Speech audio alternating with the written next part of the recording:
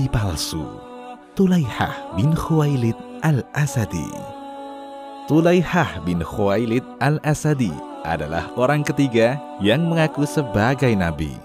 Awalnya, ia memeluk Islam pada tahun 9 Hijriah. Namun di akhir hayat Nabi, ia murtad dan mengaku sebagai seorang nabi. Akan tetapi, akhir hayatnya berbeda dengan Musailamah yang tidak sempat bertaubat.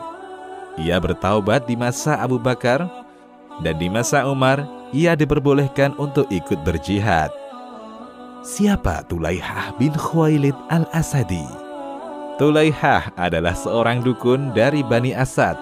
Ia mengklaim sebagai seorang nabi di akhir masa kehidupan Nabi Muhammad SAW.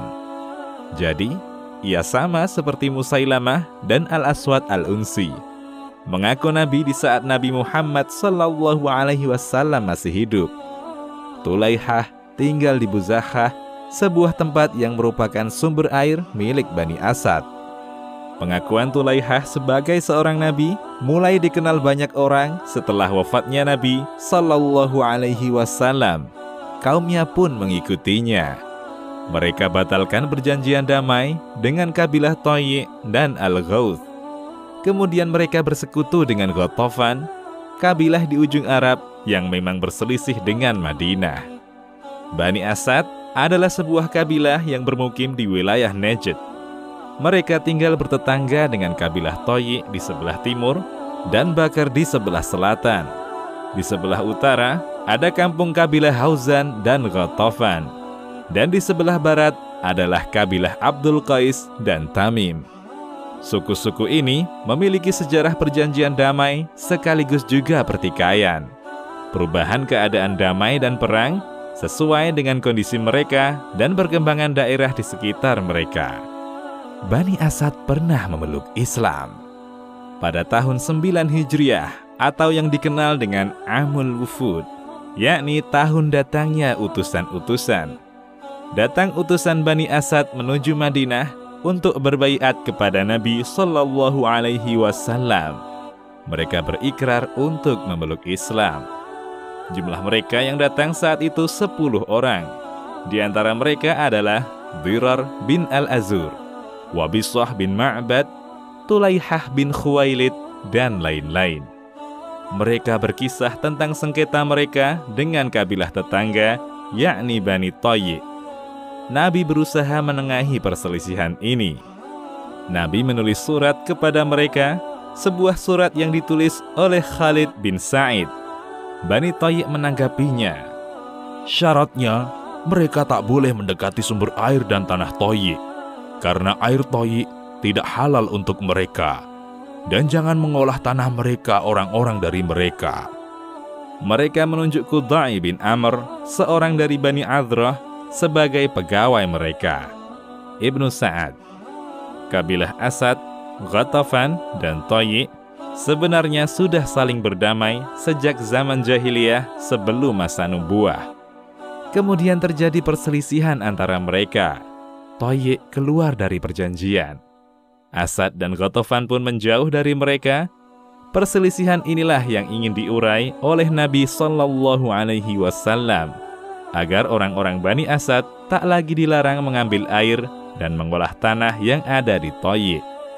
Saat Tulaihah mengumumkan diri sebagai nabi, dan semakin kuat gaung pengakuan tersebut setelah wafatnya Nabi Muhammad SAW, orang-orang Ghatafan menerima pengakuan itu karena mereka bermusuhan dengan Quraisy.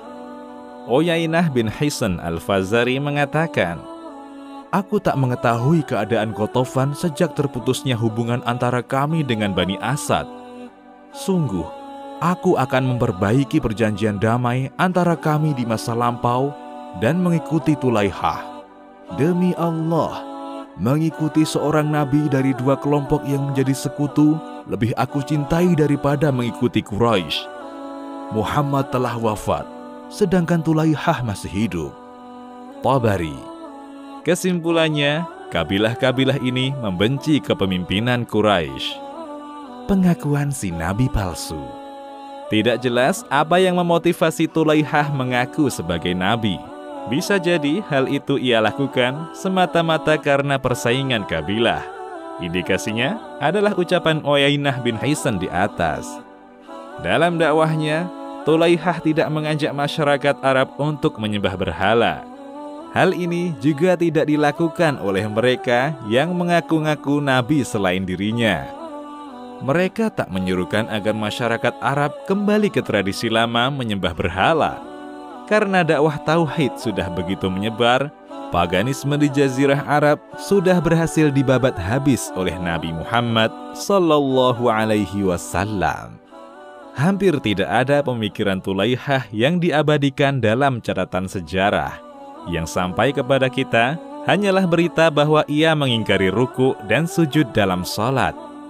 Ia mengatakan, "Sesungguhnya Allah tidak memerintahkan untuk menggulung wajah kalian di tanah atau melengkungkan punggung kalian dalam sholat." Ia mengatakan, "Sesungguhnya Allah tidak memerintahkan melumuri wajah kalian dan memburukkan bokong kalian. Ingatlah Allah dengan berdiri." Al-Biladri. Taubatnya si nabi palsu.